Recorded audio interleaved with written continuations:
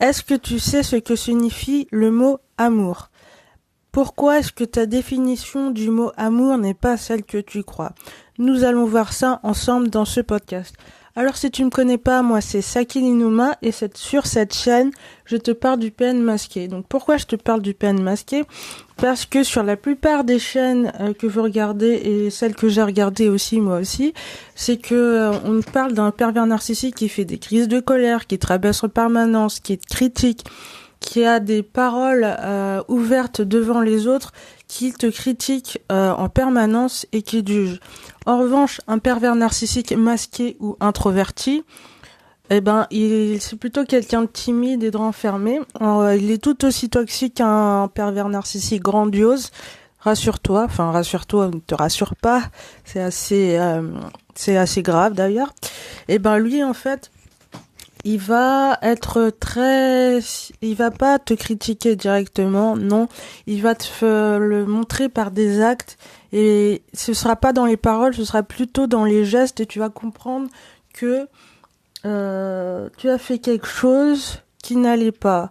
Et c'est très souvent, mais c'est vraiment tellement subtil que tu as du mal tu es pas sûr que c'est vraiment un pervers narcissique parce que c'est contradictoire à tout ce qu'on t'a dit en fait. Et c'est vraiment très rare qu'il ait des crises de colère, hein. Au contraire, il va rester super calme. Mais par contre, il va être froid et tendu justement. Il va être calme, mais tu vas sentir qu'il y a quelque chose qui va pas, qu'il y a une tension qui va pas. Il va pas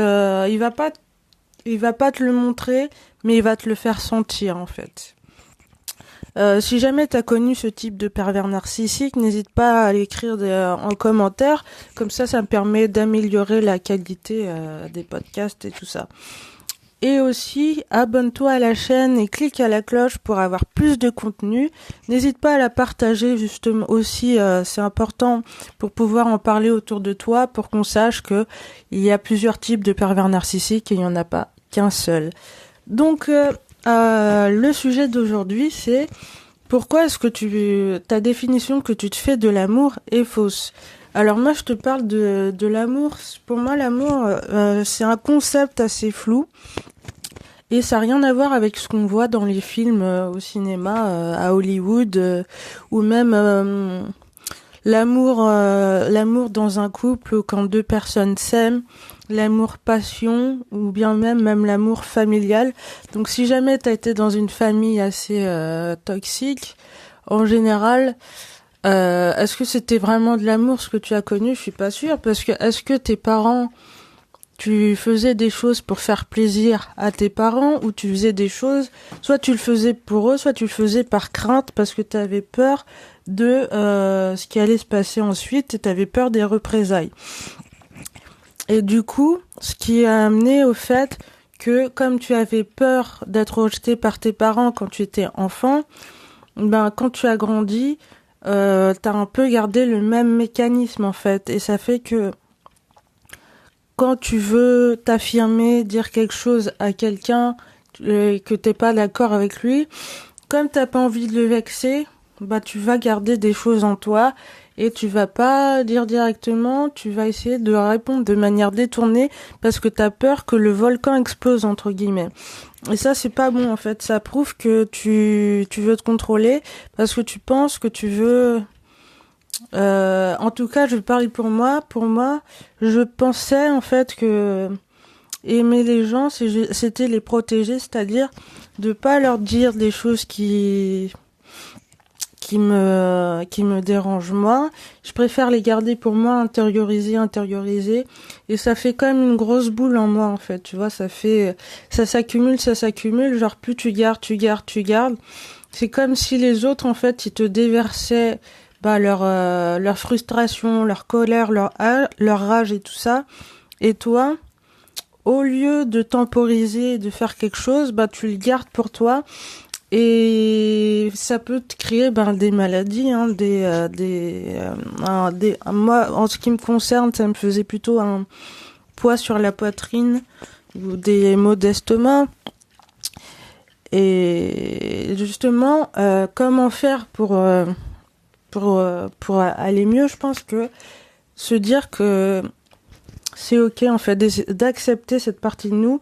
Et pour moi, c'est une forme d'amour en fait. Enfin, c'est quelque chose de compliqué à expliquer l'amour, mais je pense l'amour pour soi en tout cas, c'est pas forcément de pas mettre de limites et de laisser les autres nous marcher dessus, ou de rien dire parce qu'on a peur de la réaction des autres, parce qu'on a envie d'être gentil, parce qu'on pense qu'on est une bonne personne en leur disant rien.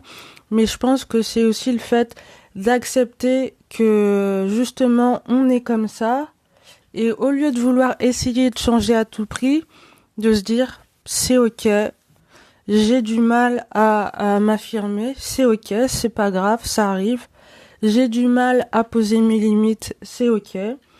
Ça prend du temps et c'est pas parce que j'y arrive pas que je vais essayer de batailler pour me forcer à être une autre personne. Et justement, je trouve que dans la société ici nous pousse toujours à être au top de notre forme, à être en compétition avec les autres.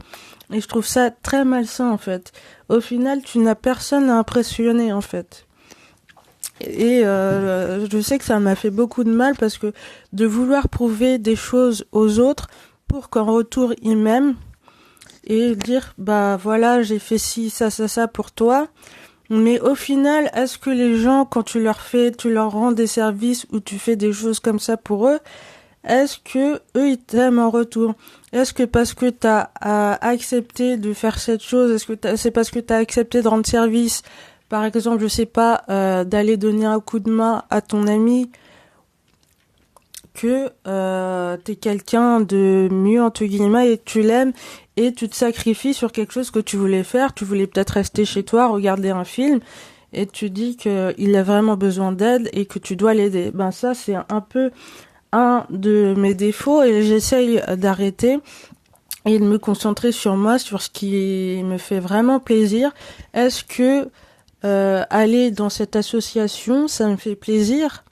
Ou est-ce que je le fais parce que j'ai envie d'être une bonne personne? Est-ce que tu comprends un peu ce que je veux dire? Voilà.